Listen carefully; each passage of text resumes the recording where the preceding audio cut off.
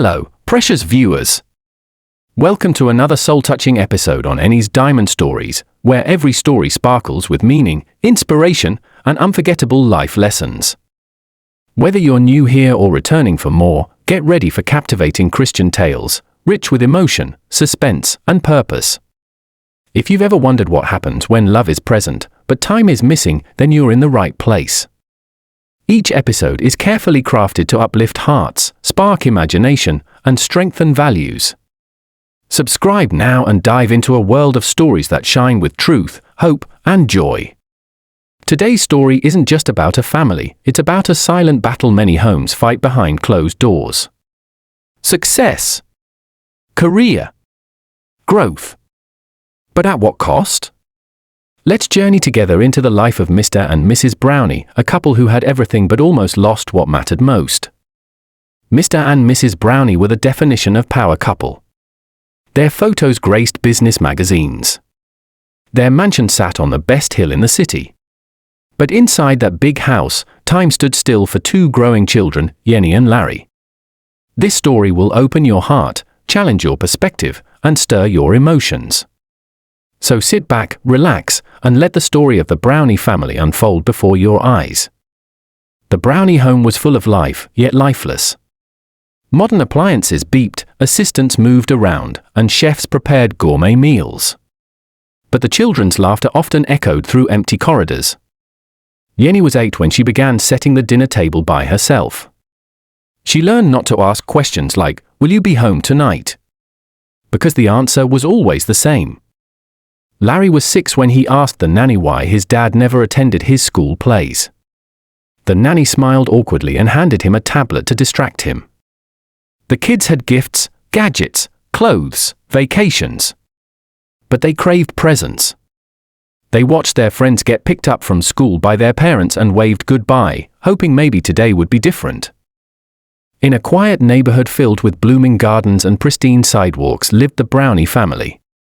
On the outside, they looked like a dream family, Mr. Brownie, a top-tier architect who built skyscrapers. Mrs. Brownie, a brilliant academic and author with a schedule packed tighter than a drum. They were powerhouses of success. But beneath their glittering achievements, something vital was slowly slipping away. Yenny and Larry, their children, grew up in a house with a golden gate, but behind it lay a silent storm. Teenage years came quickly. Yenny became an overachiever, winning debates, acing tests, but behind the accolades was a girl desperate to feel seen. She once stayed out late just to see if her absence would be noticed. It wasn't. Larry grew quieter. He got into video editing, locking himself in his room. He made short films of imagined families, where parents listened, laughed, and hugged. No one ever saw those videos. Mrs. Brownie occasionally left notes on their doors, "Proud of you." But pride doesn't replace affection. Mr. Brownie gave speeches on fatherhood at conferences, ironically, since he had no idea what his son's favorite color was. Mr. Brownie often left home before the sun rose and returned long after the stars came out. Mrs. Brownie was no different. She had book tours, university lectures, international conferences. Their schedules collided more often than they aligned. They believed they were building a legacy for their children. But while the bricks of success piled up, the foundation of connection crumbled. Yenny, the elder daughter, often sat by the window after school, watching other kids play catch with their dads or bake cookies with their moms. Her homework was done on her own. Her birthdays were celebrated with bank alerts rather than hugs. She began journaling early, not because she wanted to, but because she had no one else to talk to. Larry, on the other hand, found comfort in screens, video games, online friends, late-night series. He smiled often but talked less. He was witty online but absent in real life. Emotions confused him. He never saw them expressed at home. There were nannies, tutors, and chauffeurs. But there were no bedtime stories, no game nights, no family dinners filled with laughter. Years passed. Yenny graduated with honors and met David during her first job. He was simple, grounded, close to his family. They married within 2 years. He was gentle and deeply emotional. She admired his calmness, his desire for family closeness, but she couldn't understand it. Every time he tried to talk about their future, she shrugged. She was excellent at solving professional problems but terrible at handling emotional needs. Slowly, their marriage turned cold. David started sleeping on the couch. But soon, the cracks began. David would express feelings, and Yenny would freeze. She hated arguments and avoided vulnerable moments. She couldn't give what she never received, emotional presence. Meanwhile, Larry fell for Elsie, a kind woman who adored children. At first, she found Larry's calmness attractive. But after the wedding, she saw the truth: he had built a fortress around his emotions. He didn't know how to apologize. He didn't know how to comfort. He didn't know how to express love without buying something. David began suggesting counseling. Yenny kept missing sessions. One day, she returned home and found a dinner he had prepared, her favorite. But she had already eaten with colleagues. He said nothing, but a piece of him died that day. Larry came home one evening to find Elsie in tears. She told him she was pregnant, but scared. She said she felt like a single mother in a marriage. He stood frozen. He had no words. Just silence. Larry married Elsie, a warm-hearted preschool teacher who believed in hugs, honesty, and heart-to-heart talks. But Larry was emotionally distant. When Elsie tried to open up about her fears and dreams, Larry changed the subject or simply walked away. She felt invisible. One evening, Larry returned home to find Elsie gone, her wedding ring left on the counter with a note, "I can't be married alone." That night, she packed a bag and left to stay with her sister. And then came the double phone calls to the Brownie parents. First Larry. Then Yenny. Both breaking down in their own ways. Yenny's story wasn't better. David suggested a separation after she missed their counseling session for the 4th time in a row.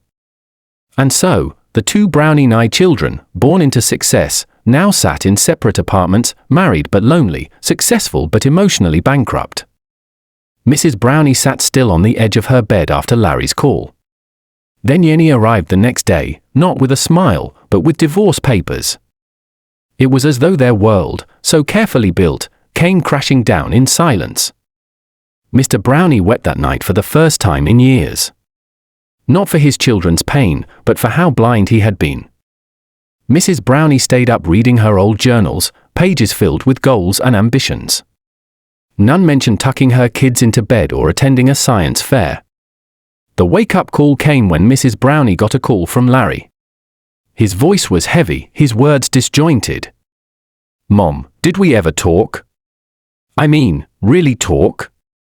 I think I don't know how to love." Mrs. Brownie dropped her pen. It was the first time she had heard raw emotion from Larry. Mrs. Brownie sat still on the edge of her bed after Larry's call. Mr. and Mrs. Brownie sat in stunned silence. The achievements, the properties, the medals on the wall, they meant nothing in that moment. All they saw were 2 broken children, mirroring the void they had ignored. David was shocked when Yenny asked to reschedule their missed counseling sessions. Elsie found Larry in the kitchen preparing breakfast and humming a lullaby. She burst into tears. Not because of the eggs, but because he finally saw her.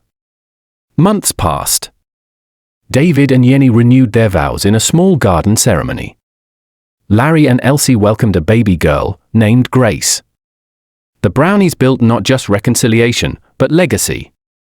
They started a foundation called the Presence Project, helping busy professionals build stronger family bonds. The Brownies made a bold move. They stepped away from the spotlight. Mrs. Brownie turned down a publishing deal. Mr. Brownie handed his company over to his second-in-command and took a leave. They started by showing up. They invited Yenny for a weekend and cooked her favorite meal, by themselves. They apologized, not with flowers, but with consistent presence. Larry said little, but his heart started melting. Yenny cried for the first time in front of her mother, whispering, "I didn't know I needed this." Lessons to learn from the story of the Brownie's family. 1. Children don't just need provision, they need presence. 2. Emotional health is shaped by example, not instructions. 3. Healing begins when we admit what we lacked. 4. It's never too late to rewrite your family story. 5. A successful home is built with attention, not ambition alone. 6. Time is the true currency of parenting. 7. Emotional neglect leaves deeper scars than financial lack. 8. Children grow, but wounds grow with them if left unhealed. 9. Reconciliation begins with humility and honest presence.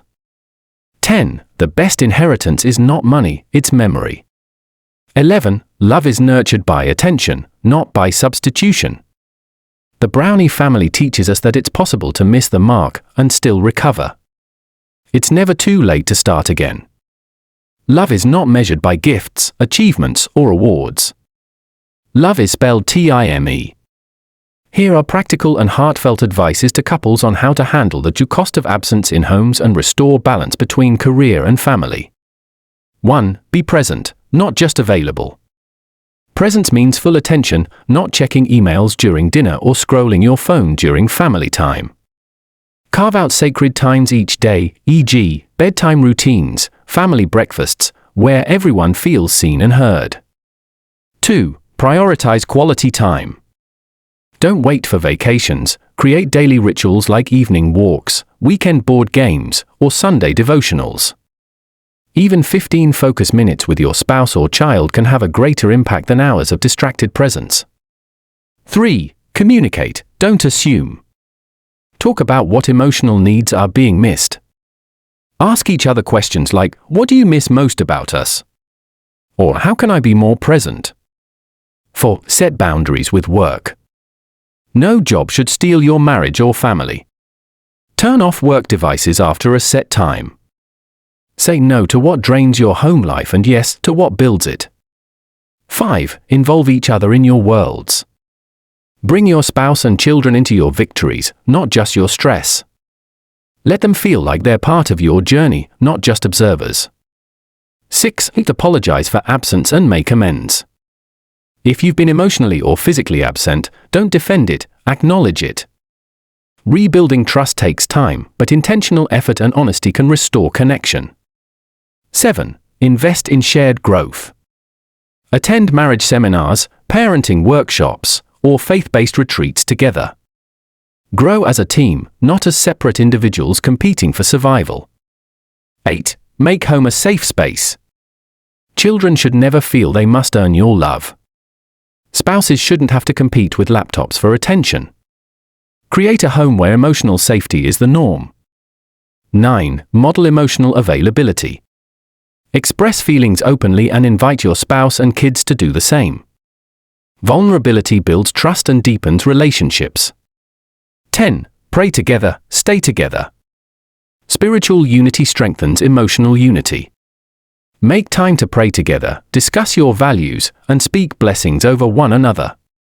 No success outside the home is worth a broken family inside the home. Reclaim your presence, protect your connections, and pour into what truly lasts, your relationship with your spouse and children. Thank you for joining us on today's heartfelt journey. If this story touched you or made you reflect, don't forget to like, comment, and subscribe to Yenny's Diamond Stories.